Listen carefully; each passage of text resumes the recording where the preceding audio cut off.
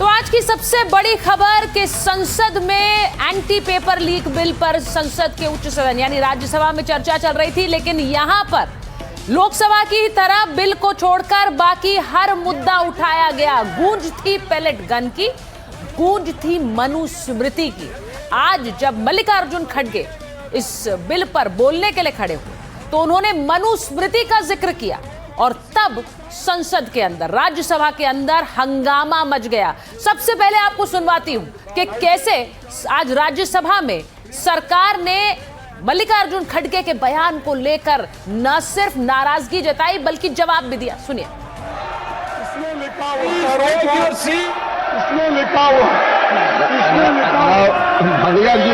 मल्लिकार्जुन खड़गे जी, Manusmriti has to do with this bill anything?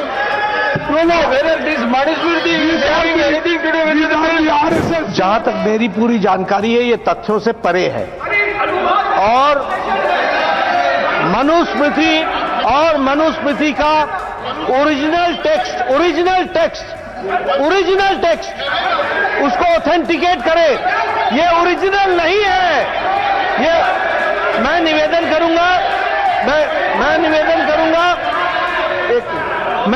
करूंगा इस पर प्रकाश डालने के लिए सुधांशु जी जरा 2 मिनट बोले।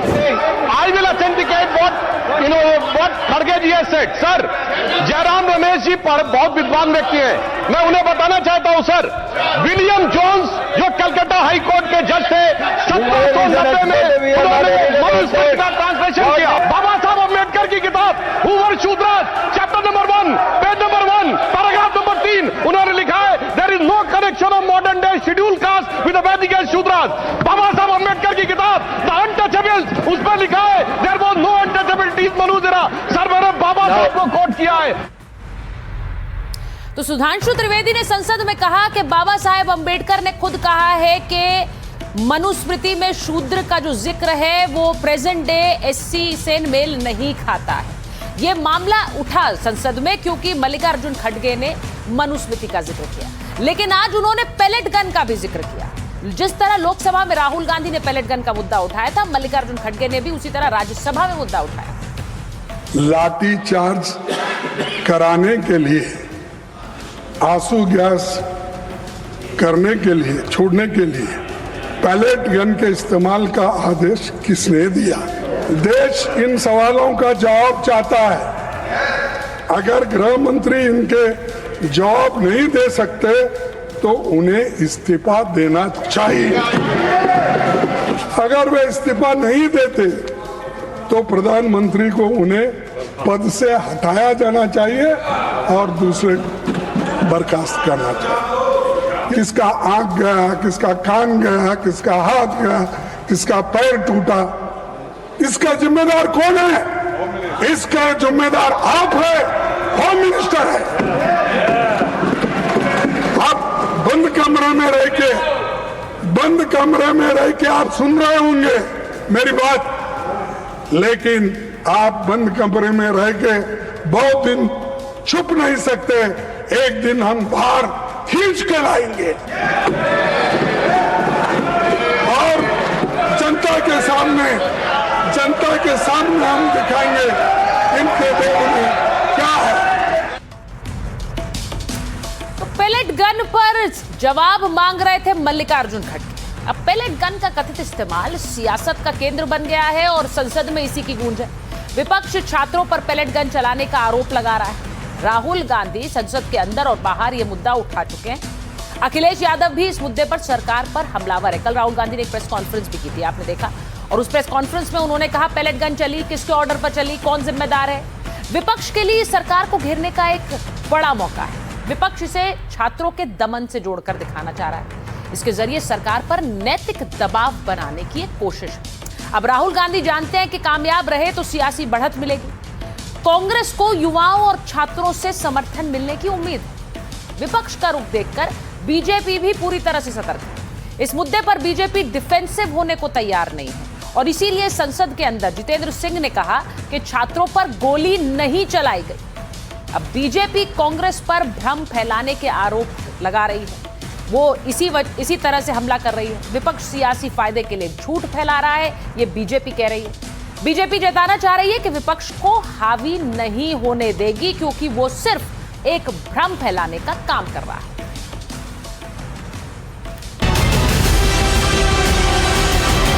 कई बच्चों को आंखों में प्लेट के छर्रे लगे, आंख पे लगे, पीछे लगे। आप सब देखे हैं, सब टीवी में आप बहुत देखते रहते हैं, आप देखे हैं।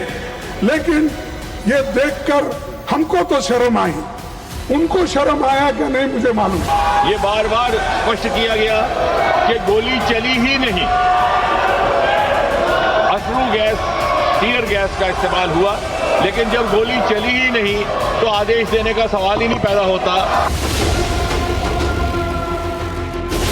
पेलेट गन की यूज, लीथल फोर्स की यूज बिना होम मिनिस्टर के परमिशन लिए नहीं किया जा सकता। जो राहुल जी आपके सामने लाए थे उस लड़के को, उसके पूरे शरीर में पैलेट्स कहां से आई? आसमान से गिर गई? भारतीय जनता पार्टी स्पष्ट शब्दों में कहती है, आधिकारिक रूप से कहती है, सारे बातचीत के बाद कहती है कि गोली नहीं चलाई गई।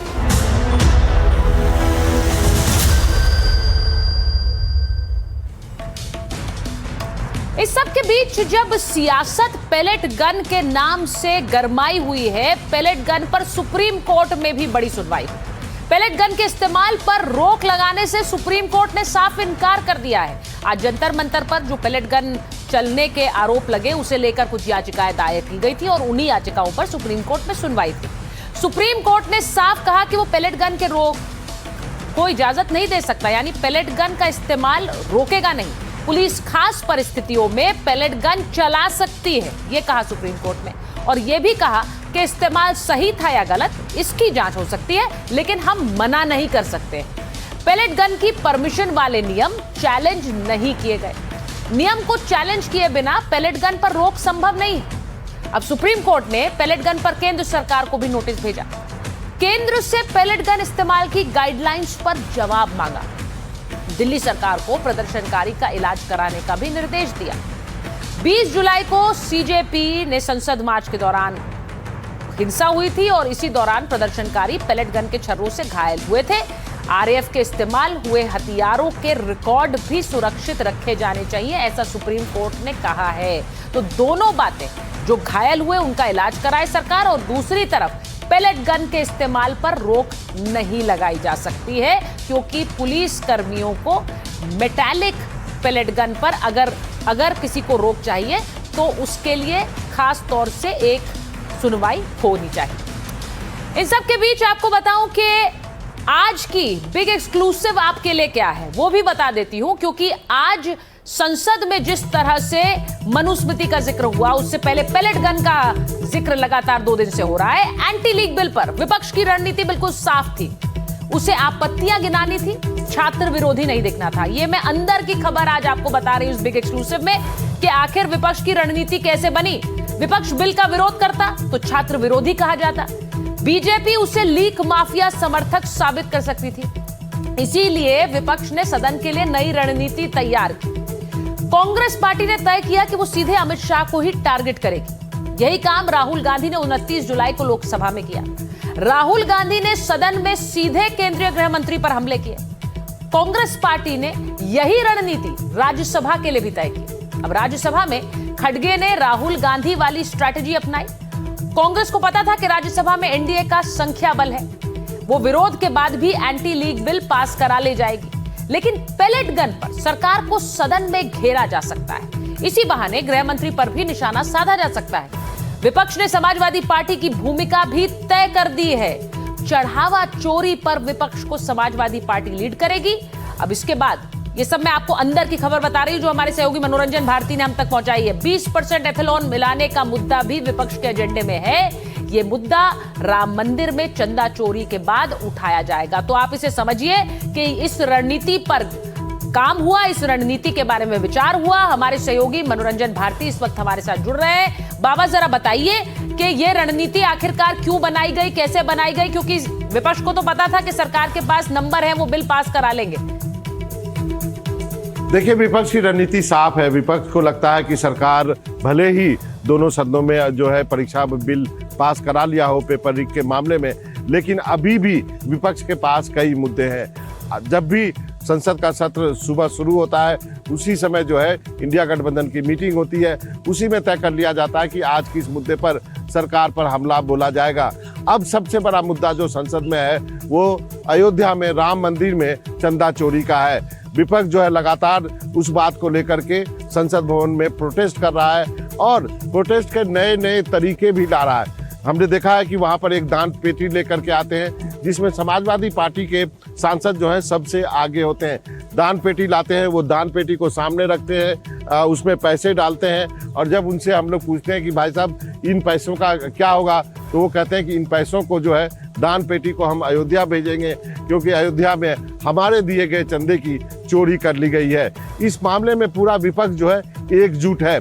कांग्रेस ने खास तौर पर यहाँ पर थोड़ा सा समाजवादी पार्टी को आगे किया है कि क्योंकि समाजवादी पार्टी के लिए ये मुद्दा महत्वपूर्ण है, कांग्रेस के लिए भी महत्वपूर्ण है। उत्तर प्रदेश में दोनों साथ मिलकर के चुनाव लड़ने वाले हैं, इसलिए उत्तर प्रदेश चुनाव को देखते हुए अब जो है विपक्ष एकजुट होकर के सरकार को अयोध्या में राम मंदिर में हुए चंदा चोरी के मुद्दे पर घेरने के लिए तैयार है। लेकिन कांग्रेस ने छात्रों पर, प्रदर्शनकारियों पर पैलेट गन का जो इस्तेमाल किया गया उसको नहीं छोड़ रही है। आज जब भी हम देखते हैं संसद में विपक्ष का प्रदर्शन होता है तो चंदा चोरी के बारे में भी नारे लगते हैं और पैलेट गन के बारे में भी नारे लगते हैं। पैलेट गन को लेकर के कांग्रेस का कहना यह है कि वो इस पर गृह मंत्री का जवाब चाहते हैं क्योंकि दिल्ली पुलिस उन्हीं के अंदर आती है, पैरामिलिट्री फोर्स जो उनके अंदर आती है। पैलेट गन का इस्तेमाल किया गया है, वो बार बार जो है वो अस्पताल की रिपोर्ट का हवाला देते हैं और उनका कहना है कि इस पर सरकार को सफाई देने ही पड़ेगी। तो मनोरंजन भारती आप तक ये जानकारी पहुंचा रहे थे कि कैसे विपक्ष ने रणनीति बनाई है और इस बिग एक्सक्लूसिव को आप तक उन्होंने पहुंचाया। बहुत बहुत धन्यवाद बाबा इस जानकारी के लिए। इस सब के बीच आपको यह भी बताऊं कि जो कुछ सदन में हुआ और 20 तारीख के बाद हुआ, उसके बाद सदन की पूरी रणनीति सरकार की तरफ से ही बदल गई। अब मॉनसून सत्र से पहले सरकार की रणनीति बिल्कुल तय थी। सरकार परिसीमन बिल पास कराने की तैयारी में थी, जो कि पिछले सत्र में नहीं हो पाया था। अब बंगाल में बड़ी सफलता से बीजेपी के हौसले भी बुलंद थे। ममता बनर्जी उद्धव ठाकरे की पार्टियों में टूट बीजेपी के पक्ष में थी। एनडीए को संसद में 2/3 बहुमत की जरूरत थी।